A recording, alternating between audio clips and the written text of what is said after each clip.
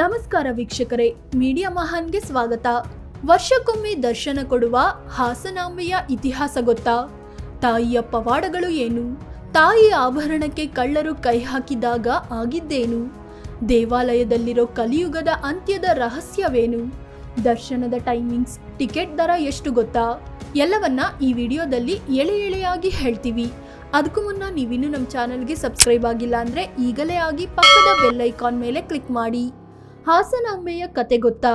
ಪೌರಾಣಿಕ ಕಥೆಯ ಪ್ರಕಾರ ಸಪ್ತಮಾತೃಕೆಯರು ವಾರಣಾಸಿಯಿಂದ ವಾಯುವಿಹಾರಕ್ಕೆ ದಕ್ಷಿಣ ಭಾರತಕ್ಕೆ ಬಂದರು. ಅವರೇ ಬ್ರಾಹ್ಮಿ ದೇವಿ, ಮಹೇಶ್ವರಿ, ಕೌಮಾರಿ, ವೈಷ್ಣವಿ, ವರಾಹಿ, ಇಂದ್ರಾಣಿ, ದುರ್ಗೆ, ಚಾಮುಂಡಿ.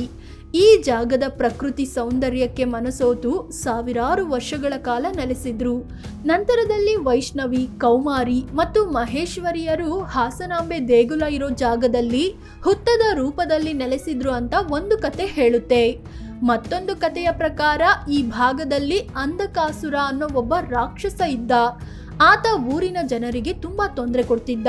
ಹೀಗಾಗಿ ಶಕ್ತಿ ರೂಪವಾಗಿ ಬಂದ ಹಾಸನಾಂಬೆ ಆತನನ್ನ ಸಂಹರಿಸಿದ್ರು. ಜನರ ಕಷ್ಟವನ್ನ ದೂರ ಮಾಡಿದ್ರು ಅಂತ ಕೂಡ ಹೇಳಲಾಗುತ್ತೆ. ಅದು 12ನೇ ಶತಮಾನ. ಆಗಿನ್ನೂ ದೇಗುಲ ಇರಲಿಲ್ಲ. ಚೋಳರ ಅರಸ ಸಂಜೀವ ನಾಯಕ ಈ ಪ್ರದೇಶವನ್ನ ಆಳ್ತಿದ್ದ. ಒಂದಿನ ಆತ ಏನೋ ಕೆಲಸದ ಮೇಲೆ ಹೊರಗೆ ಹೊರಟಾಗ ಮೊಲ ಅಡ್ಡ ಬಂದ್ಬಿಡುತ್ತೆ.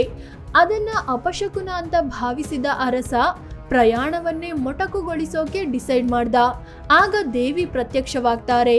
ಈ ಜಾಗದಲ್ಲಿ ನನಗೊಂದು ಗುಡಿ ಕಟ್ಸು, ನಾನು ಹಾಸನಾಂಬೆ ಎಂದೇ ಹೆಸರಾಗಿ ಇಲ್ಲಿ ನೆಲೆಸ್ತೀನಿ ಅಂತ ಹೇಳಿದ್ರು.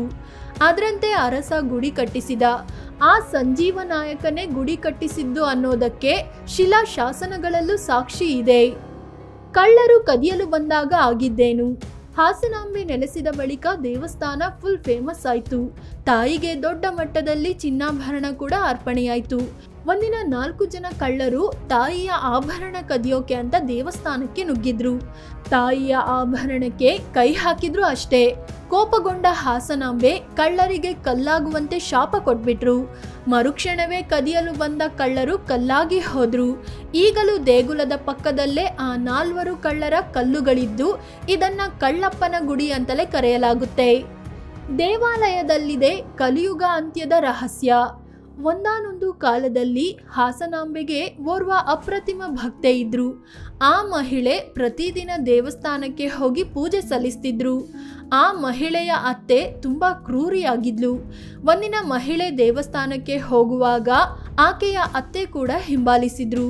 ಪ್ರಾರ್ಥಿಸ್ತಿದ್ದ ಮಹಿಳೆಗೆ ದೇವರ ಬಳಿ ಇದ್ದ ಚಂದನದ ಬಟ್ಟಲಿನಿಂದ ಹೊಡೆದು ಬಿಟ್ಲು. ಆಗ ಆ ಮಹಿಳೆ ಅಂದ್ರೆ ಸೊಸೆ, ಅಮ್ಮ ಕಾಪಾಡಿ ಅಂತ ಕೂಗಿಕೊಂಡ್ರು.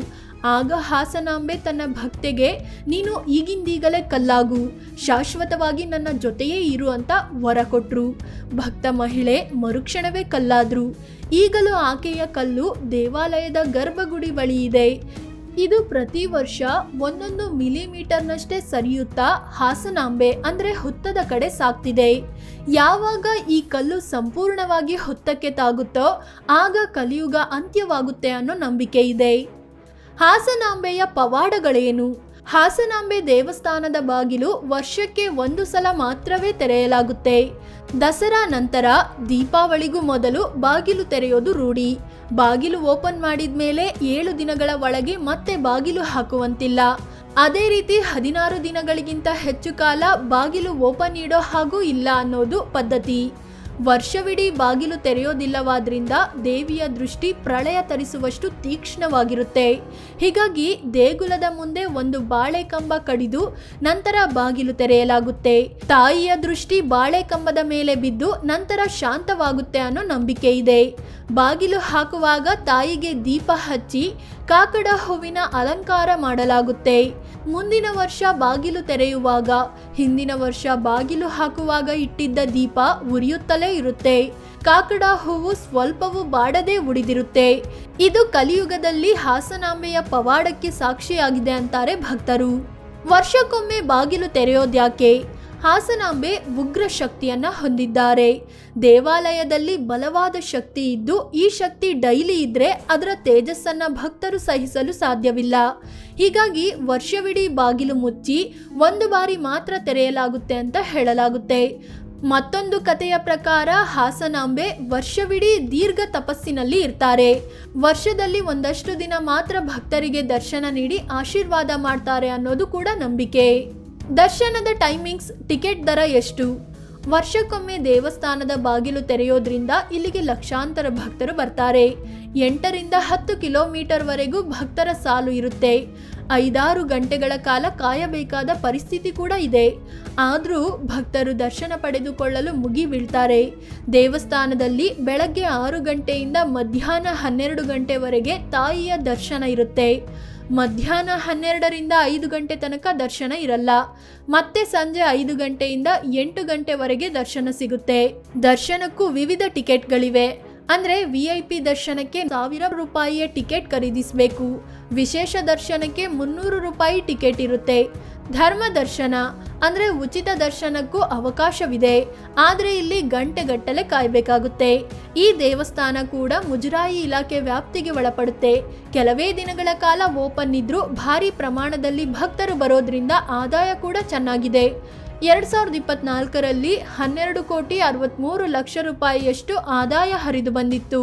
ಫ್ರೆಂಡ್ಸ್, ಇದು ಹಾಸನಾಂಬೆಯ ಇತಿಹಾಸದ ಬಗ್ಗೆ, ಪವಾಡಗಳ ಬಗ್ಗೆ ಮಾಹಿತಿ ನೀಡೋ ಪ್ರಯತ್ನ. ಈ ಬಗ್ಗೆ ನಿಮಗೇನನ್ಸುತ್ತೆ? ನಿಮ್ಮಲ್ಲಿ ಯಾರಾದರೂ ಅಮ್ಮನ ದರ್ಶನ ಮಾಡಿದ್ದೀರಾ ಅಂತ ಕಾಮೆಂಟ್ ಮಾಡಿ ಹೇಳಿ. ಅದೇ ರೀತಿ ನೀವಿನ್ನೂ ನಮ್ಮ ಚಾನಲ್ಗೆ ಸಬ್ಸ್ಕ್ರೈಬ್ ಆಗಿಲ್ಲ ಅಂದರೆ ಈ ಕೂಡಲೇ ಆಗಿ ಪಕ್ಕದ ಬೆಲ್ ಐಕಾನ್ ಮೇಲೆ ಕ್ಲಿಕ್ ಮಾಡಿ. ಧನ್ಯವಾದ.